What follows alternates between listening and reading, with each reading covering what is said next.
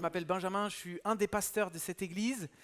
Et pour ceux qui sont nés comme moi dans les années 80 et qui ont grandi plus ou moins dans les années 90, vous avez été impactés par un film français qui a été vu en 1994 par plus de 8 millions de Français. Presque 15% de la population française sont passés dans les salles de cinéma dans cette date-là. C'était un succès français qui était devant tous les gros succès hollywoodiens. Est-ce que vous savez de quel film je parle ? Eh non, manque de culture. Un Indien dans la ville. Un Indien dans la ville avec Thierry Lhermitte, où ce film raconte l'histoire de Thierry Lhermitte, donc Stéphane dans le film, un homme d'affaires parisien, comme on les connaît pour tous ceux qui bossent à la Défense, pressé, toujours envie de faire quelque chose, stressé, mais aussi bien installé dans la vie moderne. Et il découvre par inadvertance un jour qu'il a un fils de 13 ans appelé Mimi Sécu qui est grandi en Amazonie. Et le fils arrive à Paris. Et là, c'est un choc des mondes. La nature face à une sorte de modernité, la simplicité face à la complexité, et quelque part la naïveté d'un enfant face à un adulte complètement désabusé. Mais ce qui a grandement participé au succès du film, c'est sa musique. Vous vous en souvenez de sa musique ? Oui, bien Sylvie, super. Tonton David, un artiste réunionnais qui est né en 67 et qui est mort en 2021. Et il a chanté un chant qui a fait un tube disque d'or dès sa sortie, qui s'appelait « Chacun sa route ». La chanson, c'était un symbole pour ma génération. On l'a chanté au lycée, on l'a chanté au collège.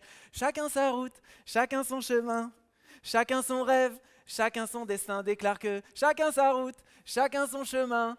Passe le message à ton voisin. N'applaudissez pas trop vite parce que je vais bien critiquer cette chanson. Le message de la chanson, c'est chacun doit vivre comme il l'entend en fait. Suivre son propre chemin pour être heureux. Et je trouve que ça résume bien, en tout cas, la pensée centrale qui est dans notre société aujourd'hui. Même 30 ans après, et encore plus, fais ce qui te rend heureux. Chacun sa vérité, chacun son chemin, fais ce qui te plaît, du moment que tu trouves du bonheur dans cela. Alors est-ce que c'est vrai ? Ah oui, dans un sens, chacun prend une direction dans sa vie. Et c'est vrai, tous, peu importe ce qu'on dise, on a tous une direction. Certains vivent pour la réussite, d'autres pour des valeurs familiales, d'autres pour le plaisir, d'autres pour une cause, d'autres pour une passion, d'autres pour une religion. Et parfois, ce chemin de vie nous fait changer nos objectifs. Mais la question que je veux vous poser à chacun d'entre vous ce matin, que vous soyez chrétien, que vous ne soyez pas chrétien, que vous croyez en Dieu, que vous n'y croyez pas, quel est le chemin de votre vie ? Quel est celui que vous avez choisi ? Pour quelle raison vivez-vous ? Vous l'avez entendu tout à l'heure, les 4 personnes qui étaient à ma place se sont fait baptiser publiquement parce qu'elles ont choisi de suivre Jésus. Le baptême, c'est ça. Un engagement à marcher sur le chemin de Jésus. Ce n'est pas quelque chose qui a été inventé. C'est Jésus lui-même au 1er siècle, alors qu'il traversait les terres de la Judée et de la Galilée, disait « Suis-moi, suis-moi ». Et la chose, et l'affirmation que j'aimerais bien voir avec vous ce matin, c'est la raison pour laquelle Jésus a dit ça en fait. C'est un passage que beaucoup de chrétiens connaissent par cœur, mais qu'on entend de façon générale. Une affirmation que Jésus a faite dans Jean chapitre 14, verset 6, où il dit « Je suis le chemin, la vérité et la vie. Personne ne va au Père sans passer par moi. » Jésus fait 3 affirmations en une, 3 en un, comme les shampoings, le chemin, la vérité et la vie. 3 en un, pourquoi ? Parce qu'elles sont liées les unes aux autres. Tout d'abord, Jésus dit qu'il est le chemin. J'ai entendu dernièrement une étude sociologique qui m'a vraiment beaucoup intéressé. Et en fait, il était expliqué dans cette étude que maintenant, le fait de choisir est devenu une valeur fondamentale et essentielle de notre société. On doit pouvoir choisir. Alors on doit pouvoir décider ce qu'on mange, on doit pouvoir décider où on vit, on doit pouvoir décider ce qu'on fait, on doit pouvoir décider avec qui on est, on doit pouvoir décider quelle identité on revendique. Et on associe finalement le choix à la liberté. Si je choisis, je suis libre. Si je ne choisis pas, je ne suis pas libre. Et l'étude sociologique présentait ça d'une façon très intéressante parce qu'il disait qu'associer le choix à la liberté n'est pas toujours la vérité en fait. Et l'étude montrait de façon assez pertinente qu'il faut qu'on comprenne que cette notion d'avoir le choix dans toute chose est une notion assez récente dans l'histoire de l'humanité. Et il n'y a pas que du bon dans cela. Alors bien évidemment, il y a du bon. Il y a du bon. Heureusement qu'on peut choisir quelque part. Il y a du bon d'être acteur de sa vie. Qui ne veut pas être acteur de sa propre vie? Qui veut qu'on lui impose des choix? Personne. Et je pense que c'est une bonne chose. Je pense que plus on a de choix, plus on a de la créativité, plus on a de la pluralité dans les modes de vie, plus on a des préférences, la facilité d'exprimer ses goûts, c'est une bonne chose. Je pense que le choix donne aussi une possibilité d'agir selon des valeurs qu'on a décidées nous-mêmes. Et ça, c'est bon. Mais ce qui est très intéressant dans cette étude, c'est qu'elle montrait que finalement, de plus en plus que nos sociétés augmentent vers le fait que nous avons besoin de faire du choix, beaucoup finissent épuisés, stressés et paralysés par la peur de se tromper. On veut être libre, mais plus il y a d'options, plus on doute en fait. Et plus on regrette. Ah oui, mais si j'avais fait ça, ah mince, ça s'est pas bien passé, alors qu'est-ce que je dois faire? Et c'est un phénomène qui aujourd'hui terrasse notre jeunesse, qui après leur diplôme ne savent pas quoi faire. Et tellement il y a de choix, qu'est-ce que je dois faire? Et cette étude montrait aussi d'une façon très pertinente que cette liberté, en pensant que parce qu'on choisit, en fait c'est une illusion. C'est une illusion parce qu'on choisit entre des options déjà décidées par la société, la mode ou les réseaux. On pense tracer sa propre route, mais en fait on choisit dans des chemins qui ont déjà été dessinés et tracés par une société de consommation. Et chacun poursuit sa liberté, sans repère commun, et on finit par se perdre les uns les autres. Alors c'est vrai, nous vivons dans une époque où on nous dit « chacun sa route, chacun son chemin, fais tes propres choix, crée ta vérité, l'essentiel c'est que tu sois heureux ». Mais face à cette multitude de routes possibles, et je sais, je parle avec beaucoup de gens en tant que pasteur, beaucoup arrivent, après avoir atteint leur objectif dans leur vie, en disant « mais finalement, laquelle mène vraiment quelque part ?» On veut être libre, mais on se perd dans tout un tas de directions. Et c'est là que le message de Jésus vient bousculer notre manière de penser. Il ne dit pas « je vais t'aider à trouver ton chemin ». Non, il dit quelque chose de plus fort. Il dit « je suis le chemin ». C'est une affirmation exclusive, radicale. Si aujourd'hui Jésus était sur un plateau de télé ou sur une chaîne YouTube en disant « je suis le chemin », qu'est-ce qu'on dirait de lui? « Oh mais t'es un extrémiste Jésus, laisse-nous tranquille ». Et il ne dit pas « je connais un chemin ». Il ne dit pas un des chemins, mais il dit le chemin. Alors dans un monde où chacun veut tracer sa propre route, c'est à contre-courant. Pourtant Jésus ose le dire. Ensuite, Jésus dit qu'il est la vérité. La vérité. Le chemin est exclusif parce qu'en fait, il repose sur la vérité. Et ça, c'est vraiment important qu'on le comprenne. Quand le monde nous dit « crée ta propre vérité », Jésus dit qu'il y a une vérité et que nous devons emprunter un chemin de vie qui est basé sur la vérité. Et ça, c'est simplement du bon sens, les amis. On n'a pas besoin d'être chrétien pour croire à ça. Juste prenez un exemple. Imaginez que vous êtes un capitaine d'un bateau en plein milieu de l'océan, dans un noir complet. Alors vous avez deux choix. Soit vous dites « bon, moi je vais aller par là ». Ou soit vous prenez une boussole et vous faites confiance à ce qu'elle vous dit. Si vous reposez sur vos impressions, c'est votre choix, mais vous risquez de vous perdre. Parce que les émotions, les impressions, ça change. C'est comme le vent, c'est comme les vagues, ça tourne. Mais la boussole, elle reste stable et elle montre toujours le nord.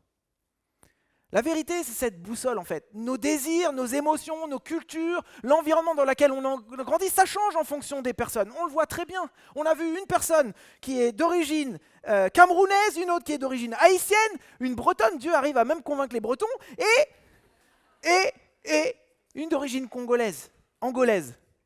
Les deux. mon capitaine. Mais tout ça, ça change. Mais la vérité, elle reste fixe. Et c'est pour ça que Jésus dit finalement, je suis la vérité, pour nous donner un repère à tous. Si je veux arriver au bon port, je ne peux pas me fier à mes impressions. Je dois me fier à la boussole et à la vérité. C'est du bon sens et c'est pas seulement quand on parle du sens de notre vie. Moi, Benjamin, si j'écoute mes impressions, mes envies, tous les midis, je vais manger des chips, des frites, des kebabs et des pizzas. Mais à un moment, il faut quand même que je prenne du recul et que je comprenne que la vérité, c'est que si je mange gras tout le temps, je vais être en mauvaise santé et ma femme ne sera pas contente. La question que j'aimerais vous poser ce matin, c'est bien évidemment pas sur votre consommation de nourriture ou le programme télé que vous allez regarder. C'est qu'est-ce qui détermine ton chemin de vie en fait ? Est-ce que ce sont tes propres désirs, tes émotions, la société qui t'entoure et qui dit que c'est ça qu'il faut faire ? Ta culture familiale, ton origine, ta famille, tes blessures de vie aussi, parce que ça conditionne notre chemin de vie. Est-ce que c'est la vérité ? Je regardais la dernière fois une vidéo sur YouTube d'un homme qui faisait un micro-trottoir. Et c'était très intéressant parce qu'en fait, il formulait sa question d'une façon que les gens étaient assez surpris en fait. Il se baladait dans la rue et il posait cette question. Comment es-tu venu à la conclusion que ce que tu recherches dans la vie est la vérité ? Et les gens ils disaient, mais depuis quand ce qu'on doit rechercher dans la vie, c'est la vérité ? Et c'est très intéressant, j'ai noté un petit peu les réponses. Certains disaient, c'est mes désirs, ce que j'ai envie. Certains disaient, je fais ce que ma famille a toujours fait et puis je fais confiance. D'autres disent, c'est ma culture, dans mon origine on fait ça. D'autres, finalement, suivent la société de consommation, de toujours penser que parce qu'on aura plus, on sera plus heureux. Et vous ? Comment êtes-vous venu à la conclusion que ce que vous recherchez dans la vie est la vérité ? C'est une question qu'on doit tous se poser. Et Jésus parle de cette notion de vérité dans l'évangile de Jean. Un évangile, c'est un témoignage de vie raconté par Jean, celui qui était avec lui. Et Jean repère cette parole où Jésus dit « Vous connaîtrez la vérité et la vérité vous rendra libre. » Un chemin qui doit être basé sur la vérité. Quelle vérité on parle ? Une vérité qui donne la vie. Vous voyez comment c'est lié ? 3 en 1. Chemin, vérité et vie. Mais là, je crois que c'est le tournant de l'affirmation 3 en 1. C'est ça qui bloque pour beaucoup. Parce que si Jésus parlait d'un chemin ou d'une vérité seulement, on pourrait dire, bon, c'est un maître spirituel, tu le suis si ça te plaît, et puis bon, fais ce qui est bon. Mais là, tac, il y a un truc, il y a un déclic dans l'affirmation. Parce que finalement, cette question de la vie, ça prend une toute autre ampleur. Ça me fait penser à un autre film. Je ne sais pas si vous avez vu ce film Matrix. Début des années 2000, un carton, ça fait une trilogie. Et Neo, qui est au centre là, avec son habit noir, est un informaticien. Ingénieur en informatique, plutôt pirate, il faut dire la vérité. Et Neo est à la recherche de la vérité. Il sent que dans tout ce qu'il fait informatiquement, il y a un truc derrière, on ne lui dit pas la vérité. Et il cherche dans la matrice. Et c'est un petit peu un jeu pour lui. Il dit, je vais découvrir un truc, ça va être sympa. Jusqu'au moment où Morpheus, le grand noir avec les lunettes, là, arrive avec lui dans une même salle et lui tend la main. Des 2 mains, en fait, avec les pilules. Il dit, soit tu prends la pilule rouge et tu continues à vivre ta vie confortablement, mais c'est illusoire. Soit tu prends la pilule bleue,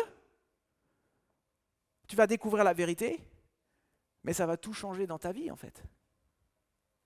Si vous me permettez cette comparaison audacieuse, Jésus fait un petit peu la même chose. Jésus fait la même chose. Il ne nous propose pas une idée spirituelle en plus, une sorte de quelque chose qu'on peut rajouter à notre vie. Jésus nous confronte à la vérité. Et la vérité engage toute notre vie. Et là, il faut qu'on se rende compte de 2 choses qui sont bien présentes dans l'affirmation de Jean 14, verset 6 que nous avons lu.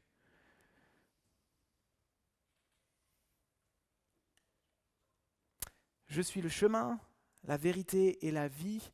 Personne ne va au Père sans passer par moi. La première chose que nous devons bien remarquer, c'est le « je suis ». Jésus ne dit pas « voici le chemin, voici la vérité, voici la vie ». Non, il dit « je suis ». Je suis la vérité, je suis le chemin, je suis la vie. Jésus, qu'est-ce que tu racontes là? Et d'un seul coup, on se rend compte que finalement, cette affirmation n'est clairement pas banale. Et ensuite, il dit quelque chose d'un peu bizarre. Personne ne va au Père sans passer par moi. Le Père, c'est celui que Jésus appelait Dieu. Dieu, c'est le Père. Et juste avant, il dit, or, moi et le Père, nous ne faisons qu'un. Alors là, avec cette affirmation, on se rend compte de quelque chose de très important. Jésus n'est pas seulement un philosophe. Jésus n'est pas un sage. Jésus n'est pas un gourou. Jésus n'est pas un prophète. Jésus n'est pas un guide moral ou spirituel. Ça, c'est ce que les hommes lui ont prêté par la suite. Soit Jésus est ce qu'il est ce qu'il affirme être, soit Jésus est un fou. Mais il n'y a pas entre les deux, en fait.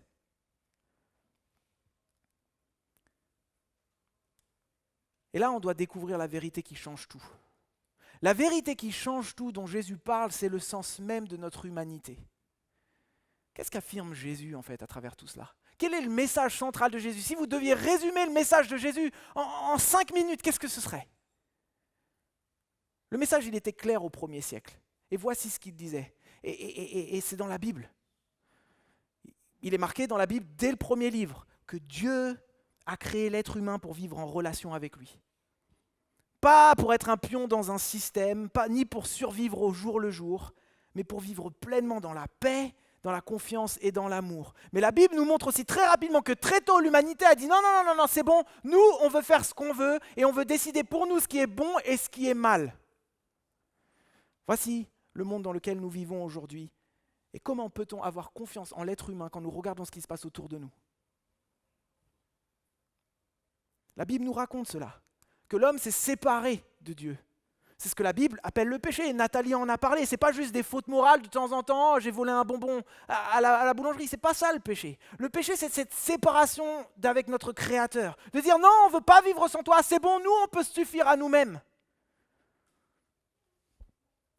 Et depuis, les hommes cherchent à retrouver ce lien perdu. Et je le crois.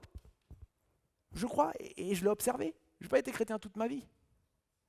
Certains le cherchent dans l'argent. J'ai été banquier, je suis bien placé pour le savoir. Certains gagnent beaucoup d'argent, mais ne trouvent pas ce qu'ils recherchent. Certains cherchent dans la religion. Il faut faire ci, il faut faire ça, il faut faire ci, il faut faire ça. La morale, la réussite, le plaisir, ou par la connaissance. Mais celui qui a eu le plus de connaissances pour moi dans toute l'histoire de l'humanité française, c'est Pascal, le philosophe. Et Pascal a dit, il y a dans le cœur de l'homme un vide qui a la forme de Dieu. C'est là que Jésus entre dans l'histoire. C'est là, parce que Jésus est la vérité. Il est le seul à avoir ouvert le chemin qui nous ramène à Dieu. Il est celui qui remplit ce vide. Ce n'est pas une méthode, ce n'est pas en important une nouvelle loi, une nouvelle religion, mais en donnant sa propre vie en fait. Il est mort sur la croix, vous l'avez entendu dans les témoignages. Il est mort sur la croix. Pourquoi il est mort sur la croix, Jésus? Pour le pardon de nos fautes, pour porter sur lui tout ce qui nous sépare à Dieu. Nos fautes, nos blessures, nos manques, et pour que la route soit à nouveau ouverte. Et là, on touche au cœur même de ce que nous portons tous, croyants ou non. C'est le désir de vie. Que vous croyez en Dieu ou que vous ne croyez pas en Dieu, nous avons tous cela en nous, nous voulons vivre.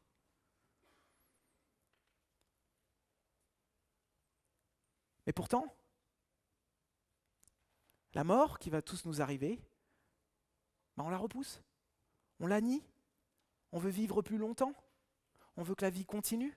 Et encore une fois, je suis bien placé pour le savoir parce qu'en tant que pasteur, j'ai l'occasion d'emmener des gens jusqu'au dernier moment de leur vie.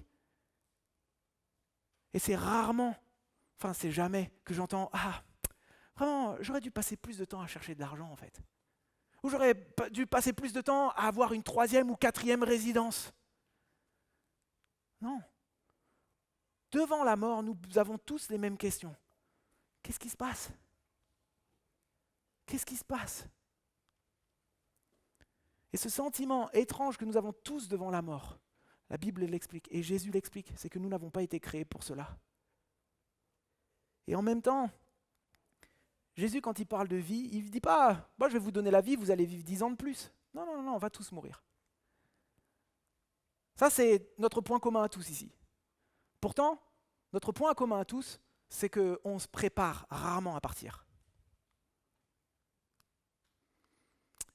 Si Jésus avait dit juste, je vais vous donner une vie qui traverse la mort, une vie qui dépend plus du temps ni des circonstances, et que Jésus soit mort à la croix et puis qu'il était mort, Jésus, franchement, on ne peut pas savoir si ce que tu dis est vrai en fait. T'es mort, voilà, si tu as envie de suivre Jésus, c'est un guide spirituel, vas-y, si ça te fait du bien, vas-y. Sauf que Jésus n'est pas venu avec une seule idée spirituelle. Non. Jésus a montré que ce qu'il a dit était vrai. Jésus est ressuscité. Alors là, ça bloque. Je le sais, parce que j'ai l'habitude de partager ma foi chrétienne. Alors pour dire que Jésus existait, ça plus ou moins, en tout cas dans tous les domaines universitaires, intellectuels, on reconnaît que Jésus existait. On a plus de preuves de l'existence de Jésus que même la guerre des Gaules. Jésus a bien existé au 1er siècle. La deuxième affirmation, que Jésus est mort. Là, tous les historiens juifs et romains du 1er et 2e siècle affirment que Jésus est mort, sous la gouvernance de Ponce Pilate, le gouverneur de la région. Mais Jésus est ressuscité, ça on n'a pas vu ça 2 fois. Hein.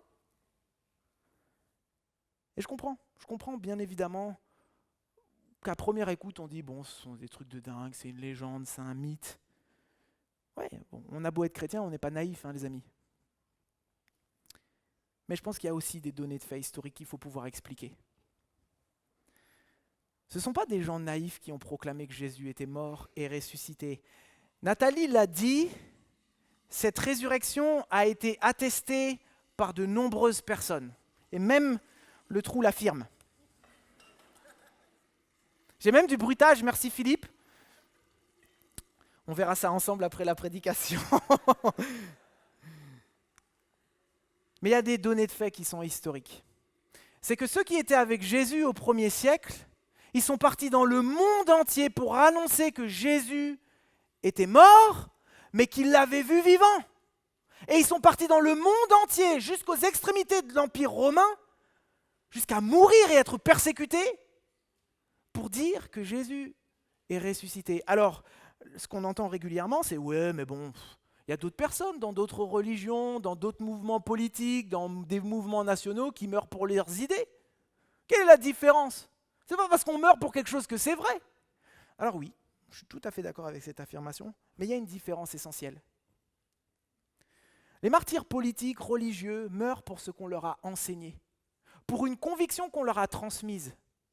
Les disciples de Jésus ne sont pas morts pour ça. Les disciples de Jésus sont morts, pas pour quelque chose qu'on leur a transmis, mais pour un événement qu'ils affirmaient avoir vu. Ils disaient « Nous l'avons vu vivant ». Alors bien évidemment, on peut se tromper sur une croyance qu'on nous a transmise et avoir cru que c'était vrai. Par contre, mourir volontairement pour ce qu'on sait être un mensonge, ça n'existe pas. Alors vous dire oui, c'est une personne. Non, c'est pas une personne. Oh, mais c'est 2. Non, c'est pas 2. Non, mais c'est 10. Non, c'est pas 10. C'est des centaines. C'est des centaines qui affirment avoir vu Jésus et qui ont été prêts à aller jusqu'à la mort. Pourquoi ? Parce qu'il dit la mort, c'est pas la fin. Et nous savons ce qu'il y a après, parce que Jésus est revenu de la mort. Ah mais c'est jamais arrivé depuis. Oui, parce qu'il fallait que ça arrive qu'une fois en fait. Et depuis 2000 ans, ça a changé l'histoire de notre humanité.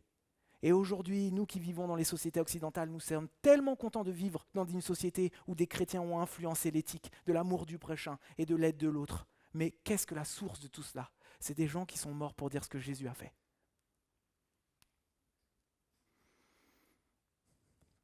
Ce n'est pas une histoire inventée, c'est une réalité qui a transformé le cours de l'histoire. Et voici pourquoi Jésus dit « Je suis le chemin, la vérité et la vie ». Parce qu'il est lui-même ce pont, ce passage, ce lien restauré entre Dieu et nous. Ce qu'il nous offre, ce n'est pas une religion de plus. Ce que Jésus vous offre, ce n'est pas dire « il faut faire ci, il faut faire ça ». Non, c'est une relation vivante et intime avec Dieu. Et nous vivons, ce n'est pas que les 4 personnes, c'est vrai. Ceux qui chantaient aujourd'hui, il y avait une analyse biologique chez un cosmétique, il y avait une avocate, il y en a une qui fait des études de droit, l'autre qui est professeur de SVT, ce ne sont pas des fous. Ce ne sont pas des fous. Ils ont expérimenté ce que Jésus a fait dans leur vie et il peut le faire dans la vôtre aussi. Faut-il lâcher juste vos a priori, votre orgueil de dire « Oh, c'est des légendes ». Lisez ce que Jésus a fait. Intéressez-vous à ses paroles et voyez comment il est différent. Et vous allez voir que votre vie peut changer. C'est un fait. Celles qui se sont fait baptiser l'ont bien compris ce que Jésus a dit. Moi, je suis venu afin que les hommes aient la vie, une vie abondante. Parce que c'est la vérité et nous l'expérimentons encore aujourd'hui. Alors celles qui se sont fait baptiser ont fait un choix, emprunter le chemin, ce chemin appelé Jésus. Le baptême, c'est un acte public qui dit « Je vis plus pour ma propre route, je fais confiance à la vérité, ce que Jésus m'a dit. » Et j'ai jamais vu, en plus de 15 ans de ministère, quelqu'un qui m'a dit « Je suis déçu ». Alors on peut être blessé par les hommes, on peut être blessé par l'Église, ça c'est certain. Mais blessé et abîmé par le message de Jésus, j'ai jamais vu de ma vie. Jamais. Par contre, des gens qui ont été déçus par l'argent, je l'ai vu. Des gens qui ont été déçus par leur famille, je l'ai vu. Des gens qui ont été blessés par leurs enfants, je l'ai vu. Des gens qui ont été blessés par leur cours professionnel, je l'ai vu. Mais des gens qui ont été blessés par les paroles de Jésus, jamais. Jamais.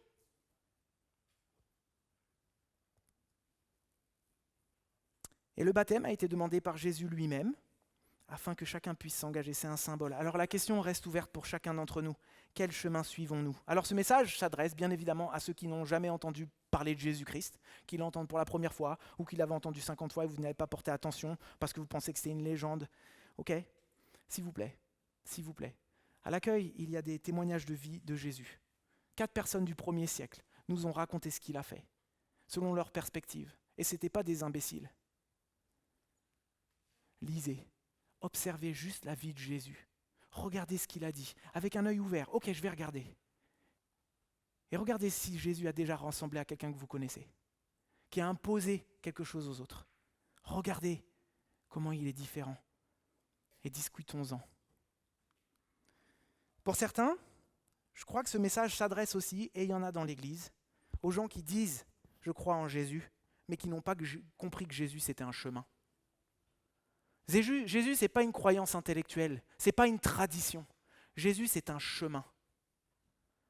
Et beaucoup disent être chrétiens, et en dehors de l'Église, on voit très bien que ce ne sont pas des chrétiens. Peut-être est-il temps pour vous de comprendre que Jésus est un chemin que vous devez prendre. Pour d'autres, ceux qui le suivent déjà, moi je crois que ce message c'est un encouragement pour chacun d'entre nous. C'est un encouragement parce que franchement, vivre dans le monde dans lequel on vit aujourd'hui, avec des injustices, des épreuves, la maladie, des mensonges, des souffrances face à nos circonstances de vie. Et quand on lit la Bible, et rien que les premiers chapitres, on dit mais c'est exactement ça en fait. C'est ça. Voici pourquoi la Bible n'a aucun équivalent sur cette terre. Voici pourquoi la Bible a été écrite sur 40 ans, sur 1500 ans, par 40 auteurs, sur 3 continents différents, mais qui disent tous la même chose. Aucun équivalent. Tonton David chantait « Chacun sa route, chacun son chemin ». Jésus te dit « Prends mon chemin et passe le message à ton voisin ».